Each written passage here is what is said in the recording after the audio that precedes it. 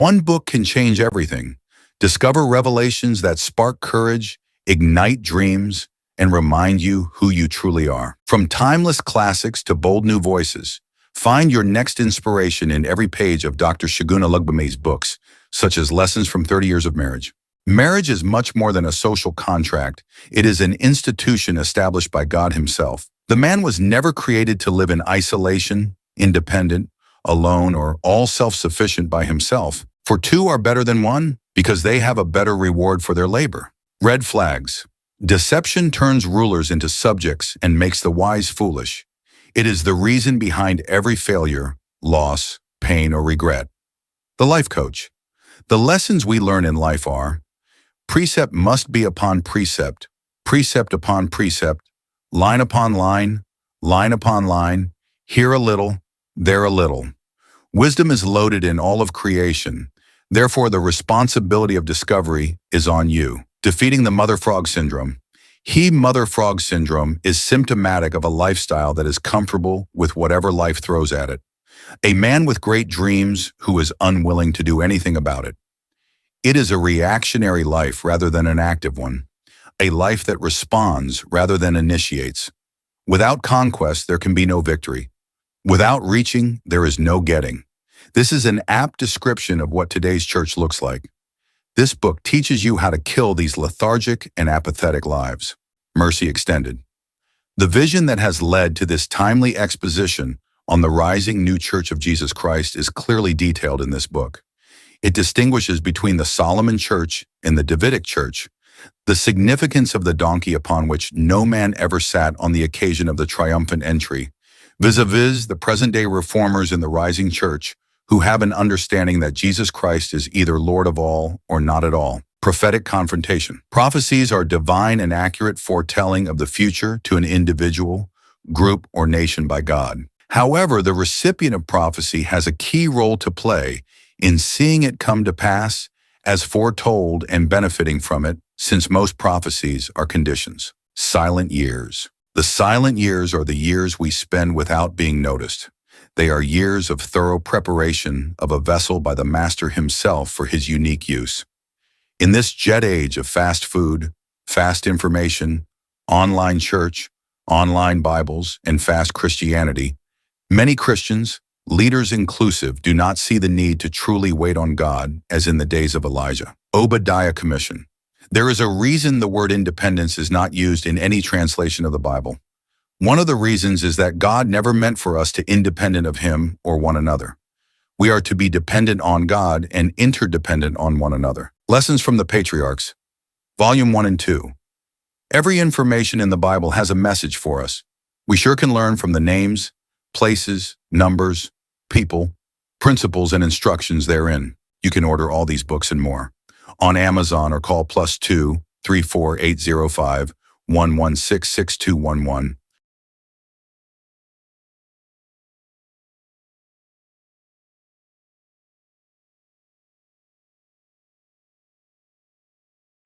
Hello there. Thank you for joining us on TLC, the Life Coach. I don't know if you have been consistent or not, but we've talked on so many areas. We've talked on, maximum productivity through silence. We've talked about creativity and so many other areas. You have to go back to our channel, our YouTube channel, Segun Olugbemi channel. Then you go to the playlist and you're going to see the Life Coach there. All the series on the Life Coach, you're going to see that and you'll be able to pick them up from there, okay? The other thing you can do is to help us subscribe to our channel. Subscribe to our channel, click the notification bell, that bell there. Anytime we drop a new video, you're definitely going to see it. And the third thing you can do for us is to share. Share with other, share with family, share with friends, share on other platforms. Today I want to talk to you on something very important. Human beings, being what we are, we're very conservative in nature. Very challenging because as humans, like I said, we are very conservative by nature. We don't want to change what we are used to. We don't want to change what we are familiar with. We don't want to give up the known for the unknown. neither do we want to leave certainty for uncertainty. Thoughts, however, thoughts lead to action, actions lead to habit, and habits are the parent force of character and culture. We have arrived at the threshold of culture. Don't forget where the journey began from. It began from thought. Thought will lead you to an action. An action will lead you to, will make you form a habit. Habits, once formed, defines your character. And if you become characterized by that, then culture is formed. And once you arrive at the threshold of culture, then change becomes a challenge. Difficult, but can be done. That is why the last part of a man to die is his tradition, his culture, his tradition, his beliefs, traditional beliefs, sometimes his religiosity. So once you arrive at that point, change can become a major challenge. And that is one of the reasons why change is somewhat difficult, but not impossible. Our eyes are planted at the location that drives focus, observing our surrounding instead of self-discovery and introspection. That's what I say to people. When someone criticizes you or critiques your work or offers a valuable contribution or criticism, don't just assume they hate you. That's the natural thing. Oh, I don't like that. Now I was talking to somebody, oh, that, must you rub it in? I really don't like that. I don't want to, you don't say it, it makes me feel sometimes. I say it's okay. That's why you're going to remain the way you are. And sorry, I will advise you to avoid me. Because if you're around me and you continue to do blunders and you want me to endorse it, I'd rather not say a thing. You have to fall in love with change, fall in love with correction, fall in love with others helping you to discover who you are. Do you know you have never seen your eyes, your head before? You've never seen your nose before. You have never seen your neck before.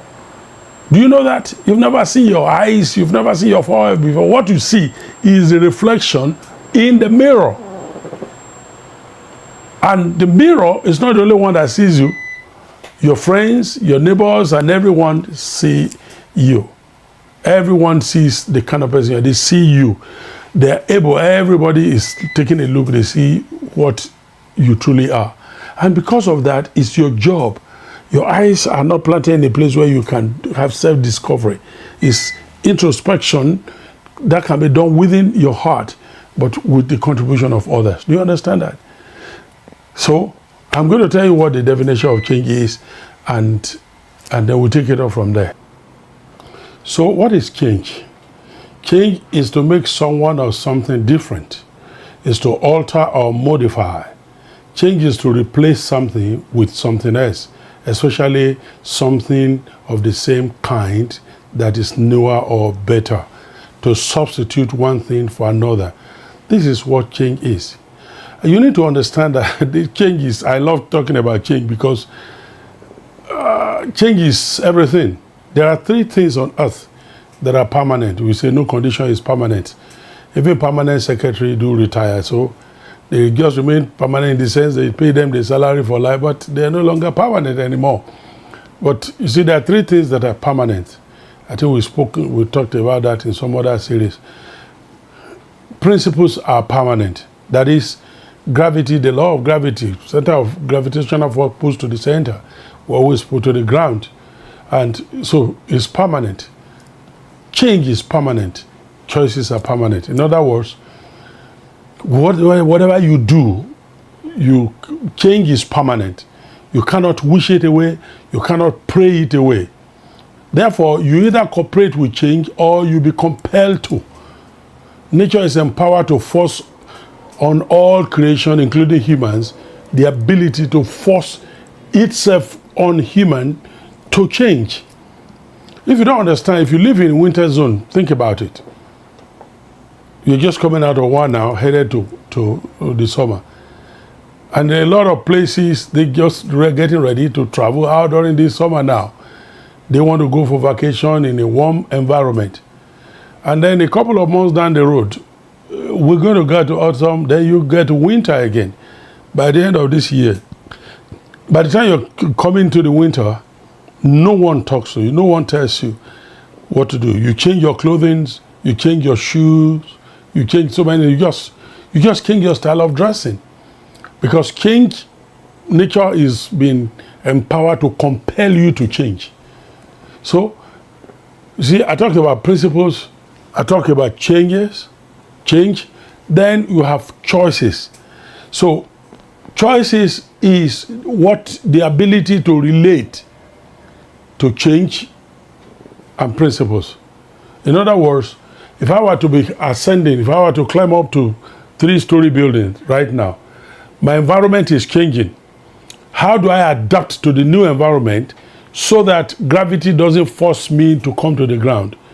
So I have to change the way I walk. I have to change the side of the building I walk on. I have to walk with harness, either tie me to something or holding the rail or staying away from the balcony where I can easily slip off. So all of these are all, my choice. If I want to stay alive, I've got to choose to change with the condition or environment I find myself. In this part of the world now, the rains have come in now. And there are many things we can no longer live outside as it used to be. We've got to change their locations, we've got to put them somewhere, and we have to hide some things. So automatically change is we are forced to change, or change will force itself on us by forcing us to change. So we either change willingly by choice, or we are forced to change. All right? Your body will go through change. So are your relationships. So are your situations, locations, associations, and everything. Change. One of the things I've learned many years, and I say this to people, when people are around me, when they come closely to me the first time and they're driving too close and they're trying to be too close in a short while, and I say, I'm scared. I'm concerned. They say, why? I say, this relationship is not going to last. They say, oh no, me for a long I'll be loyal, I'll be there. And I said, it's okay, let's see. They've not seen me in my real self. They've not seen when I'm upset. They've not seen when I'm not willing to talk. They've not seen me when I forget things. I know people who have said to me, I want you to mentor me. And I give them some of my books. Go read. When you finish, come back and let's discuss, or listen to my teachings. At least know the person you are following. And they never come back again. Because they are now meeting with a real person. If a person, you want to relate with a person, you've not seen them when they're upset, you've not seen them, and somebody said to me, oh, you are my ideal person, you are a perfect man, I said, forget about that thing. Light, camera, and action, forget about it. We are dealing with stuff. And eventually the person had something and gave me a date, and I didn't remember the date. And then called me to say this, and I didn't remember, and called me and I said, now do you see the real me? You're already getting frustrated with me right now because I'm not very good with certain things. I just forget things. I only remember what I need to use. And they say, oh, but you read so many books, you're a powerful preacher, you remember. I said, the Holy Spirit helps me.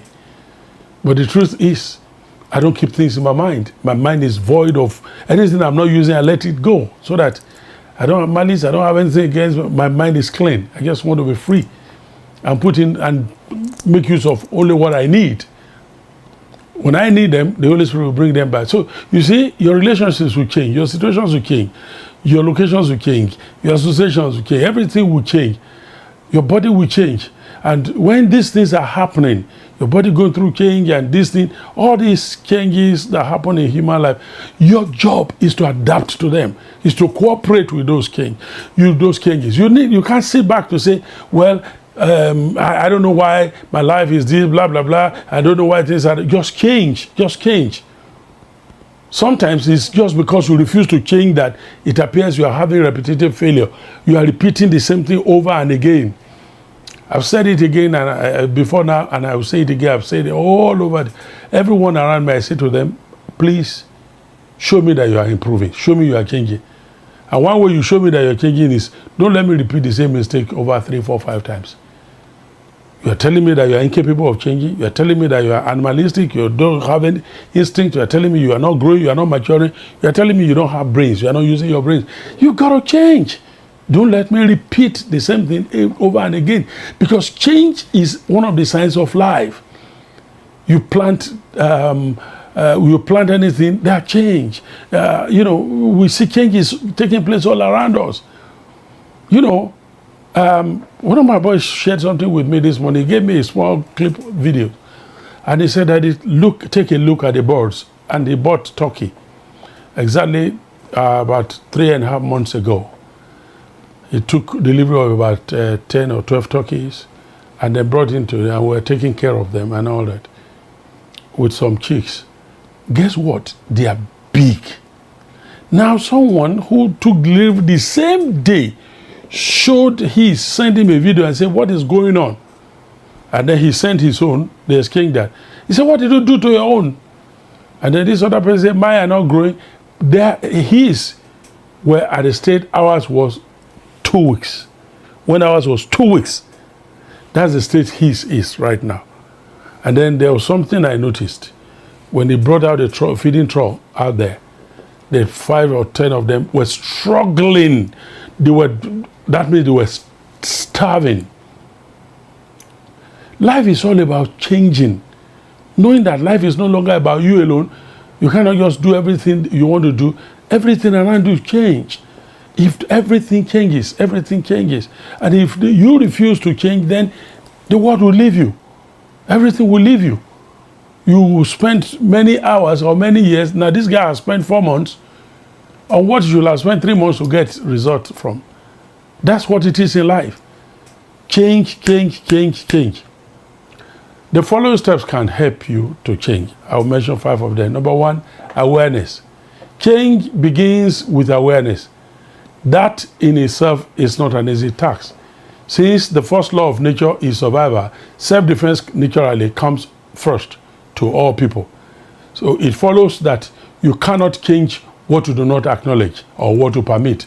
So you don't sit back and make excuses. I say to people around me, oh, it is because of this. Oh, it's because of that. Once you have excuses for anything, it's a sign that you are unwilling to change. And I always say this, so let me give you the assignment now. So tell me the excuse you're going to give for not calling the person you ought to call. Oh, I forgot. Could you have written it down when you remembered? Could you have dialed that number down so when you are done with what you do, you can dial the person? Could you have told 1 or 2 persons to remind you that you want to call so and so? Could you have set an alarm, a reminder? These are all the ways to solve the problem of that same simple, foolish excuse you are about to make now. Do you understand what I'm saying? Once you don't acknowledge that there's a problem, there's a fault, you cannot change it. If you find people repeating the same thing to you over and again, correcting the same thing, and then this one talks, daddy is talking, mommy is talking, brother is talking, sister is talking, cousins are talking, uncles are talking, it's a sign that you have a problem. Acknowledge it and then change it. So the first thing is awareness. If you are not aware of any situation that needs change, then you will not change. Once you add a reason to your action, or once you adduce a reason to your action, you inadvertently shut the door to review. So learn to take a second look at everything swiftly and acknowledge it as quickly as possible. Acknowledge the need to change. Don't sit back and just make excuses over and again and again and again and again. You are inadvertently shutting the door to reviews when you adduce reasons to your mistakes or for your mistakes. Once you say, well, I'm a human being, I know that, then you are saying that you can't acknowledge what is wrong, so you're not going to change. If you don't change, then you'll be forced to change. Someone else will replace you. So take a second look at everything and swiftly acknowledge the need to change, okay? Number 2, desire. We talk about awareness, desire. Think about a time when someone was tired, or someone, just tried to reach you, or someone, just, tried to change you.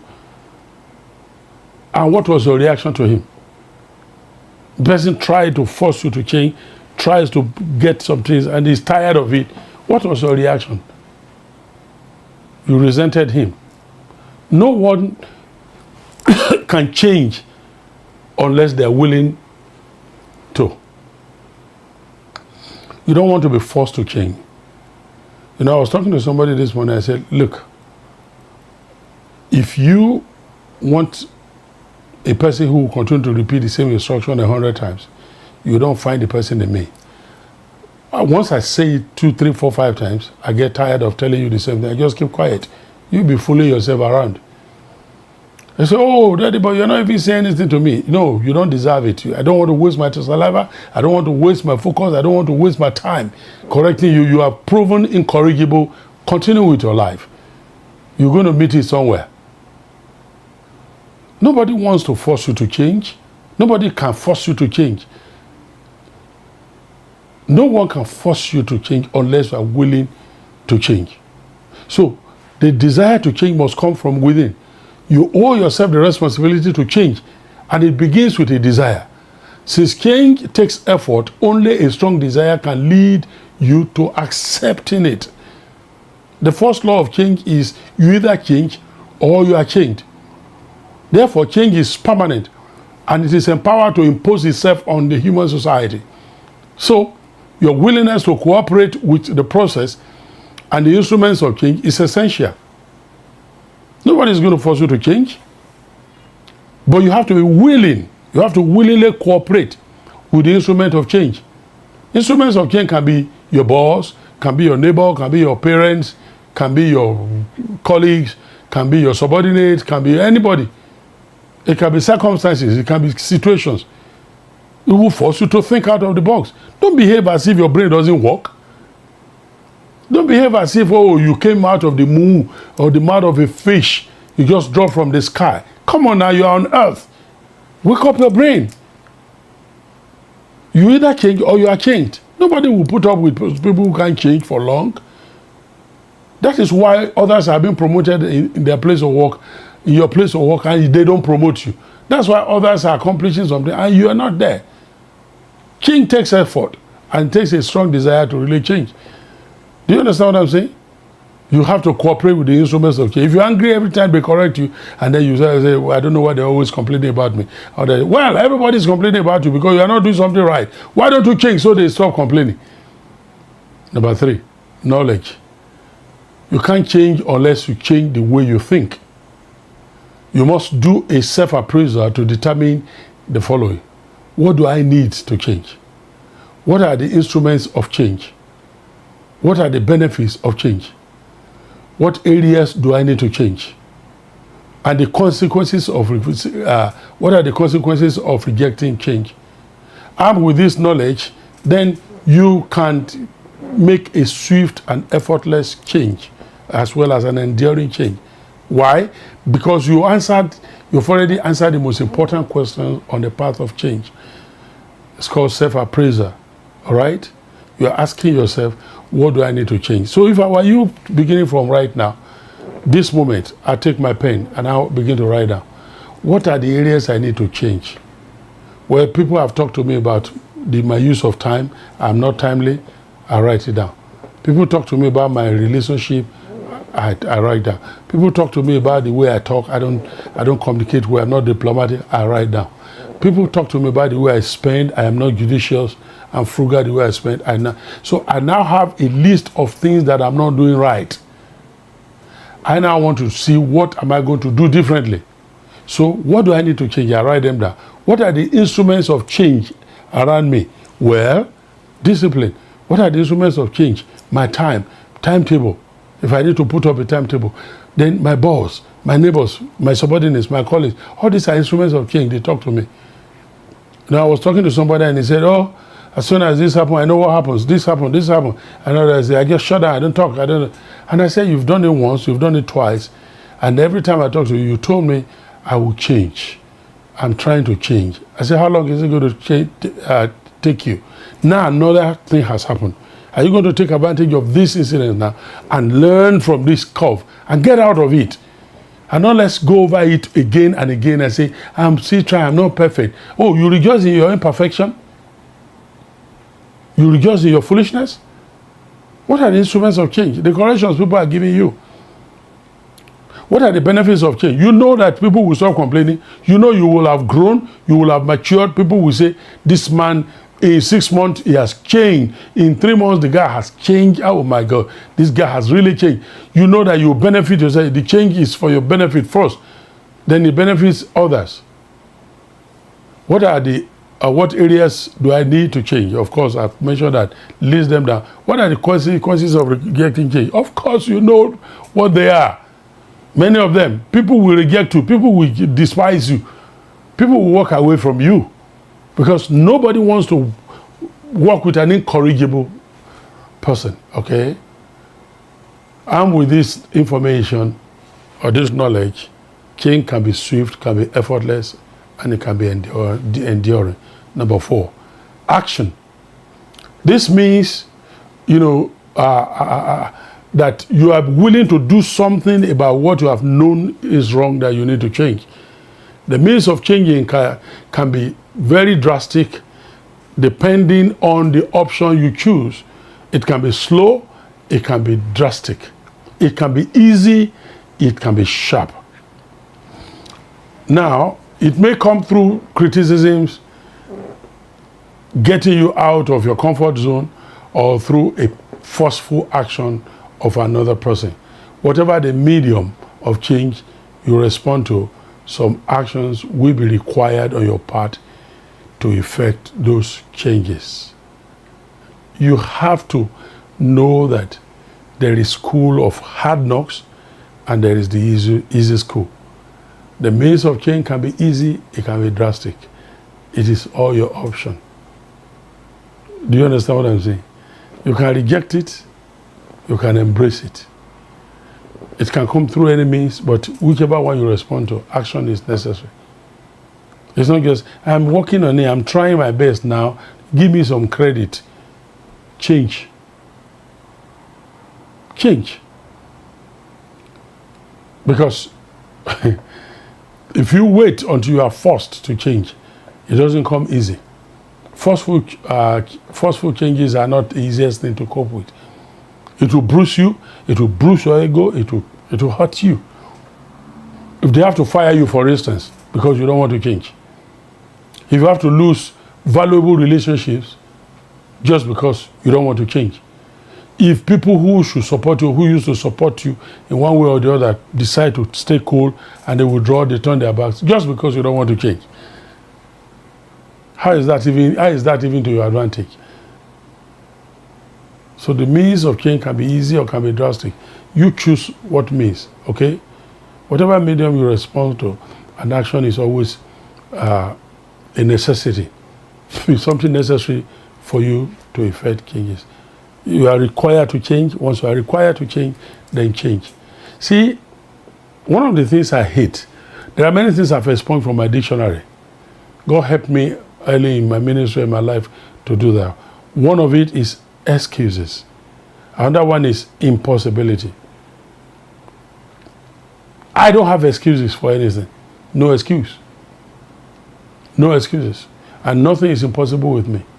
And there are many other things I just said, this is not part of my vocabulary. Do you understand what I'm saying? Just tell yourself, it's time to change. Shut up, grow up. And number 5 is perseverance.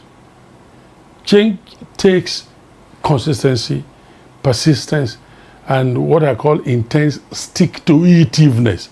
Now, don't look at it in your dictionary, just stick to it. So, but I coined out a word, stick-to-itiveness. You may not get it right in the first few attempts, but you will eventually get it. You will eventually, if you don't quit. Practice doesn't make perfect, it makes improvements. It makes for improvement. It improves. Real and lasting change requires consistent, taking a cursory look and a review of your rear mirror, constantly utilizing available resources and feedback to build your life. I hope you make up your mind to say, it doesn't matter, I'm now aware I need to change. Whether you like it or not, we are all work in progress. We are all trying. We're going to change. You're going to be forced to change. You're losing friends. You are losing mentors, and it doesn't matter to you. The way you spoke to mentor A, the person pulled back from you, and you can tell he's not happy, and then you talk to mentor B like that, and then they keep pulling back from you. Don't you think something is wrong? There was a case that I handled, and I did everything for this person. I put everything on the line, and I supported in every possible way because of the person that connected this individual with me. And all of a sudden, person became demanding, became demeaning, became very cantankerous and feisty, and this person became entitled and things and attitude that, so I pulled off and I shut down. And they will cry and call people and they will beg me and I would do a little, and they will start all over. And then the next text message, no consolation, no consolatory things, no consolation, no apologies, it will start all over. So I just block all the phone call, deleted, block all the numbers, block on all platforms. They want to say you. And then the person who met me did not know. I didn't report the matter. I just kept quiet. And one of the days, and the person now said to me, "Sir, look at this. I said, did you see this? This is what happened." He said, "What? This person brought the attitude to you?" I connected with House of Rep member, connected with Senator, connected with this, connected with that. I did this, I did this, I did this, I did this. On top of all, everybody had blocked the same person. And you still blame it on others. You don't see the need to change. I pray for you that you will understand and embrace change. You will put together all the efforts, all the resources for change. Talk to your friends. What areas do you think I need to change? What are the things you think I need to do differently? Happy travels on the road to change and transformation. Please help us share this to your friends and support what we do so that we can do a little more than we're doing. Thank you very much. Until next time when we meet on this platform, this has been your life coach, Segun Olugbemi.